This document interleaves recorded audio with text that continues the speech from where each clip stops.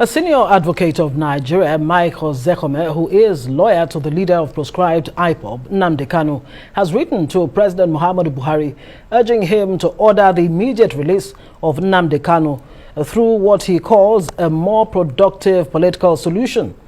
In the petition to the president, Ozekhome wants the president to instruct the Attorney General of the Federation to enter a nolle prosequi. He says this is to correct what he describes as a long-standing travesty. The senior advocate also pointed to the July 2022 ruling of the United Nations Working Group on arbitrary detention, which the Nigerian government filed in response to the UN agency's communication. Well, for more on this issue, we're now being joined by the senior advocate of Nigeria himself, Chief Mike Ozekome, who is the lawyer to Nnamdi Kanu. Thank you so much, senior advocate, for joining us on the news tonight. We do appreciate your time. Just to start this conversation, you say you are appealing to the president to release Nnamdi Kanu through a more productive political solution. What exactly does that mean? Yeah, what it means is that you may win the war without winning the peace. So at the end of the day, it is always better to have peace, lasting peace, not what Chief MKO Abiola will call peace of the graveyard or peace of the cemetery. So I wrote to the president a 38-page letter with an executive summary of 3 pages, pleading with Mr. President to please release Nnamdi Kanu immediately and unconditionally, because Nnamdi Kanu's trial, as far as the facts have shown and as far as I'm concerned as his lawyer, is nothing but a political trial. Nnamdi Kanu is only a metaphor for the Igbo struggle for self-determination. And self-determination is recognized as a right by several international instruments. The United Nations Charter, Section 1, United Nations Charter of 1945, Section 1 of the International Covenant on Political and Social Rights of the People, Section 1 of the International Covenant on Economic, Social and Cultural Rights of the People, Section 20 of the African Charter on Human and People's Rights. All of them recognize self-determination to determine your destiny, how you want to live, as a necessary concomitant of human beings as Homo sapiens. So that was how Nnamdi Kanu in 2012 founded IPOB, a non-violent organization. We all saw the marching of the streets of Umuahia, Aba, Onitsha, Enugu, and elsewhere, blowing whistle, marching, singing, wearing beret. They were not violent until the 14th of September 2017, when through Operation Python, the Nigerian army invaded the ancestral home of Nnamdi Kanu with his father in residence, Ozekhome Kanu, using Operation Python. In that operation, about 28 unarmed and innocent Nigerians were brutally mowed down. Nnamdi Kanu escaped through his teeth with the whiskers and landed first in Rome and then Israel, where he deposed to an affidavit to show the circumstances under which he had run away from Nigeria, that he did not jump bail which had been granted to him. Whilst on that bail in United Kingdom as a citizen of UK, Nnamdi Kanu visited Kenya. And on the 26th of June 2021, Nnamdi Kanu was forcibly abducted, like was done to Maru Diko on the 9th of July 1984. He was kidnapped, forcibly abducted, blindfolded, tortured, and brutally, horrifically renditioned back to Nigeria without Nigeria undergoing the due process of extradition law and going by the doctrine of specialty, which says you can only be brought back to face the trials on which you have been rendered, not existing counts, right, and not the existing counts on which you were being tried. So when Nnamdi Kanu was brought back, they had to again amend the 15-count charge, the 8-count charge that were against him before he was brutally brought back to Nigeria, to 15 counts.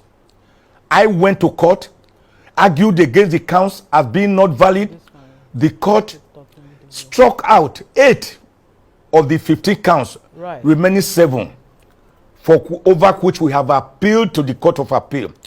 I have made this appeal to Mr. President because you notice that being the metaphor for the Igbo struggles, even though it's not physically outside prison, outside the gulag of SSS where it's currently being kept under inhuman and degrading treatment, as found by the United Nations Working Group on Arbitrary Arrest in its report and ruling of 20th of July this year, the Igbos of the Southeast still obey him on any day his matter is coming up by sitting at home. This grinds to a halt businesses and the normal way of life. What I have done, right, is to appeal to Mr. President to, to use extrajudicial means, okay, not by force, but by calling upon the Attorney General to use Section 174 of the Constitution of the Federal Republic of Nigeria, 1999, as altered, as amended, to enter a nolle prosequi for, right, Nnamdi Kanu. What does it mean? If I may come in, discontinue the present counts charge going against him. And one of those counts, Mr. Mike Ozekome, is treasonable felony. Can you really have a political solution to treason charges? I mean, are there any precedences for that in Nigeria, for example? And what really would be the implications if Nnamdi Kanu is not released, especially when you say UN group had asked the government to release Nnamdi Kanu? Yeah, the consequences for a country is to turn a country into a pariah nation. If United Nations Organization, the Charter of 1945, to which you are a signatory, you are a charter, you are a citizen of the world, by being recognized by the United Nations, and it has given a ruling, and you ignore it, there are usually consequences. Such a country is turned into a pariah nation. When you talk about treason, Section 15 of the Extradition Act says you can only rendition a person back, not for counts that were already going on, but for the matter you think he has done wrong there. So the United Nations Working Group indicted the Nigerian government and the Kenyan government for brutally bringing Nnamdi Kanu back to Nigeria and keeping him under horrendous treatment. Treason, there are no counts really bordering on treason. The nearest they have is what they call treasonable felony. But we have shown the counts for what they are: empty, hollow, vain, vacuous. Counts that have no substance, full of sound and fury, signifying nothing. That was why we were able to strike out to get 8 counts struck out, remaining 7, which we have told the Court of Appeal to also strike out. If you accuse a person, for example, of making a broadcast, you didn't state where he made the broadcast, whether it was in the spirit world or in the land of the dead or in ghost land. And then you are saying that based on that voice, which can be simulated, that some people demonstrated in Nigeria and burnt houses. Some military people were also affected. I hope the government will be able to call about 1 million Nigerians out of Nigeria's 280 million people to come and testify to show what effect they said a broadcast from an unknown destination, contrary to the Federal High Court Act and contrary to decisions by the Supreme Court, that you must state the venue of an offense and the time. They did not state. Would they be able to have up to 1 million Nigerians to come and state, okay, you made this broadcast. That is why some people broke ribs. The counts themselves are ludicrous and ridiculous. The nearest they would have got is that he imported the transmitter. All right, senior advocate. To where? Obulu is Suzo. Anambra State, which the Federal High Court in Abuja has no jurisdiction over.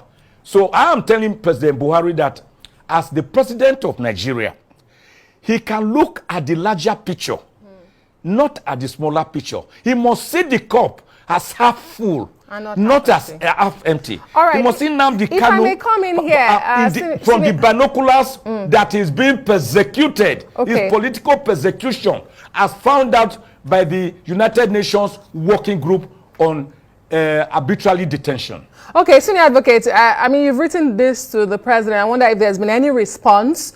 And I also like to ask you, because the president has been asked this question only recently in an interview, and he said he would not interfere with the judiciary. Kanu's case is in the court. Let the judiciary take its course. Let the case take its course in court. But I also want to ask you, as a senior advocate of Nigeria, is it that you do not have faith in the system, in the judiciary, for this case to run its course? To start with, the case itself is political. When I see political cases, I know them. I've practiced law for 41 years. When the president says he will not interfere with the judiciary, no one is saying he should interfere with the judiciary. I do not expect Mr. President to go before the judge and say, hello, I want you to withdraw this case. I've struck it out. It doesn't go that way. Nor will I ever advocate for that. What I do say is that the president is the appointer of Abubakar Malami, the attorney, senior advocate of Nigeria, the attorney general of the federation. Have you not seen in the last 7 years many political cases, many cases involving federal government appointees that were discontinued with a nolle prosequi? That is not interference with the judiciary. It is a right, a constitutional right given to the attorney general of the federation under section 175 of the constitution, that you can undertake, you can continue, you can discontinue, you can withdraw any charge that is already going on, whether initially filed by you or by any other person or authority. But the Attorney General cannot do this by himself because he's an appointee of Mr. President, because the tail cannot wag the dog, because the messenger cannot become greater than the person who sent him a message. That is why I'm saying the president as commander-in-chief of the armed forces of Nigeria and as the president using his executive powers under section 5 of the constitution does have the power to instruct the attorney general to say, look, it is more politically, socially, culturally, economically productive to have Nnamdi Kanu released immediately and unconditionally from detention, so that there will be peace again in the restless southeast part of Nigeria. Is southeast not a part of Nigeria? Have you not seen that each day Nnamdi Kanu is going to court, or when they believe that he's going to court, that the entire place is locked down, and that has been going on for over 3, 4, 5 years? Is Mr. President, can he not see southeast as part and parcel of Nigeria and discover that the best solution to this is political solution? That is not interference with the judiciary. It is by simply instructing the Attorney General of the Federation, who will do what the law says he can do under section 174 of the Constitution. I assure you, my dear sister, that is not interference with the judicial function. Rather, it is in compliance with our judicial tenets. Yeah, but there are others who would say that this might just set the wrong precedents and wrong signals to those who may want to take up arms against the country in the name of ethnic or regional agitations. And I'd also like you to address, in the event that President Muhammadu Buhari does not listen to your plea, apart from the indictment by the UN Council, what else can the UN Council do to intervene in this matter? Well, the UN has various sanctions that can be imposed on a country that willfully defies any of his agencies, particularly on matters having to do with human rights of the citizens. The UN in this case, through its agency, has found that Nnamdi Kanu was brutally tortured. That even we, his lawyers, are not given access to him, and that we are even being dehumanized. Do you know when we visit SSS, everything, every single thing, up to pen, up to coins, up to naira notes, up to handkerchief, up to your shoes have to be removed before you can see Nnamdi Kanu? How do I confer with my client without a file, without books, without papers for us to have ideas? That is not a fair trial.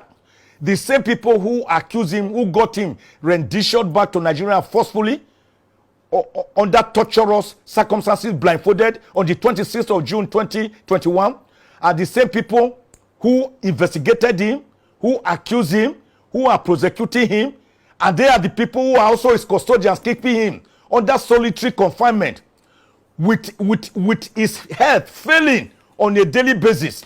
His health failing. Nnamdi Kanu's health is failing on a daily basis. And we have begged, let an independent doctor look at him, particularly having regard with his potassium content, the potassium content in his body. And he's draining away. And he is kept in solitary confinement. He can only be open on certain days of the week just to see the sun. Don't you know, vitamin D, that you must have the sun? Now, if the government does not do that, that means the government is saying, telling the United Nations, go to hell. Although we are part and parcel of you, we can do anything we want to do and ignore you. And there are consequences. Many of them, legal, constitutional, international, conventional, and including a country being turned into a pariah in a way that when you speak, they will say, oh, don't mind them. They are not rule of law compliant. That is not the kind of image we want. I know President Buhari, I'm sure, and I urge him not to leave behind such a legacy. Didn't he just tell the hunger last week when he was here that he wants to leave behind a legacy of adherence to rule of law and a free and fair election and electoral process? This is one such time that Mr. President is being called upon to walk the talk that you just said last week by releasing Nnamdi Kanu unconditionally, forthwith, immediately. And it caused the government no harm. Nnamdi Kanu will simply come, go back to his village. The entire Igbo people will come out jubilating. Everybody will be happy. Can't you see that the tension is too much? We can, instead of self-immolating, self-destructing, we can self-build. We can build confidence. We can stretch our hands across the Niger, across the Benue. We can incorporate everybody. We can have rapprochement. We can bring about peace, genuine peace that leads to egalitarianism. Peace, not peace of the graveyard or cemetery, but peace that is built with mutual respect. Yeah, so that point has been. We also feel they are part and parcel of this country. That point has been well. It has been well made. If I may just. Sunday Igboho, yes, who was also arrested. Right. I've written severally on it that he should also, because his determination for Oduduwa Republic is not a crime known international law. And that's the point I'm trying to make. That's the point I'm trying to raise with you. If it will not signal to non-state actors and other ethnic agitators that they can actually go ahead in the event that President Muhammadu Buhari really responds to your appeal. Excuse me. Yeah. You and I, we are living in Nigeria. You are talking about harmless people who are not armed. Are you not aware that in this country, some Boko Haram, some people accused of Boko Haram were released and traded for others by way of a quid pro quo? They say, okay, release some of us. Then we will release some of your detained citizens. Are you not aware that that has gone on in this country? So what is the bad precedent of saying a non-violent person should be released from detention, from illegal detention, a detention that the United Nations has been found to be illegal and to be unconstitutional and to be torturous. I do not see anything that is setting any bad precedent there in a situation where as a matter of fact, some Boko Haram and armed bandits are being released in exchange for some of their members, where kidnappers are demanding from parents of children they have kidnapped to buy tarodo, tatashe, tomatoes, vegetable oil, palm oil, ugba, to buy salt, to buy rice, for them, beans, yams, for them to feed their children so as to keep them alive, to enable the parents pay ransom for them. What is the long precedent here that we are just saying find a political solution by going through the tenets and the provisions of the law? I do not personally see anything wrong with that at all, and there's none that I know of. And I cannot see it leading to any floodgate or any resurgence by other people coming to say, criminals coming to say, oh, you must also give me reprieve. It does not happen that way. How many Nnamdi Kanus do you have in Nigeria? And how many Sunday Igbohos do you have in Nigeria? These are people who have carried the specter of their people on their heads, and they have become a metaphor for their self-determination struggle. All right, Mr. Mike Ozekome, senior advocate of Nigeria and lawyer to Nnamdi Kanu, the proscribed IPOB leader. Thank you so much for joining us on News.